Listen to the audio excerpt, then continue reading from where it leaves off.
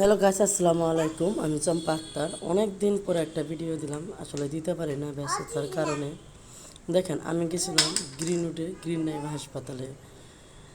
আমি 6টা বাজে ঢুকছি, বাট 7টার দিকে আমার নিচে নামছি। নামার পরে দেখতেছি এই পরিমাণ বৃষ্টি, বৃষ্টি বন্যা মানে কারে বলে। আমাদের দেশে তার নৌকা নাই, এখন হাসিনা পা নাই, তার নৌকার মাঝিও নাই। এখন রিস্কালা করে ওদেরই নৌকা বানাইছি। বলছে আমাকে একটু নিয়ে যান না মোতালেব প্লাজার পিছনে হাতের ফুলের দিকে।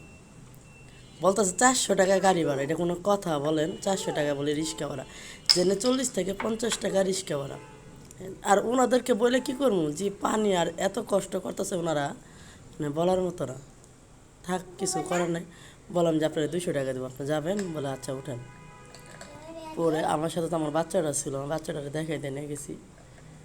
তাই এই দেখেন, মানুষের বাসার ভিতরে, গ্যারেজের ভিতরে পানি উঠে পড়ছে, মানে এই পরিমাণ পানি 1 ঘন্টার বৃষ্টিতে। কি বলবো, তার মধ্যে হলো এটা ঢাকাতে, ঢাকা রাজধানী, এই অবস্থা। আরও যেগুলো ভিতরে, ওগুলো কি অবস্থা আল্লাহ এই জানে।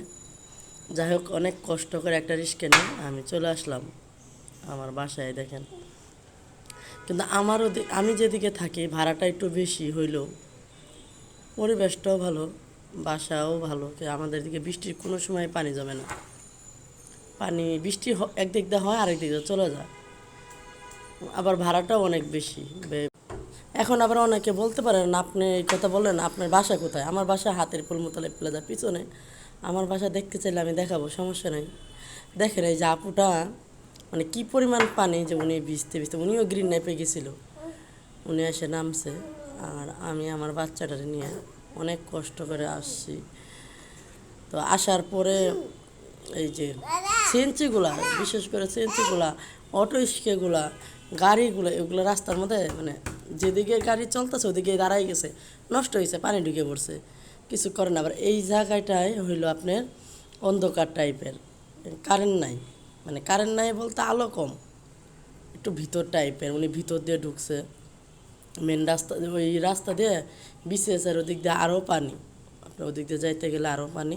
তো উনি বললো যে আপা, এদিক দিয়ে ভিতর দিয়ে ঢুকি, একটু শর্টকাটও হবো, এদিক দিয়ে চলে যায়। আমি বললাম আচ্ছা ঠিক আছে যান। আমি আবার বললাম যে ভাঙা টাঙ্গা দেখেন। উনি বলে না, আমি এদিকে রাস্তা সব চিনি, আপনি টেনশন করেন না, বাচ্চা নিয়ে শক্ত করে বসে থাকেন।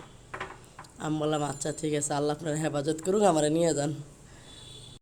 আলহামদুলিল্লাহ পৌঁছে গেলাম আমার বাসার এদিকে।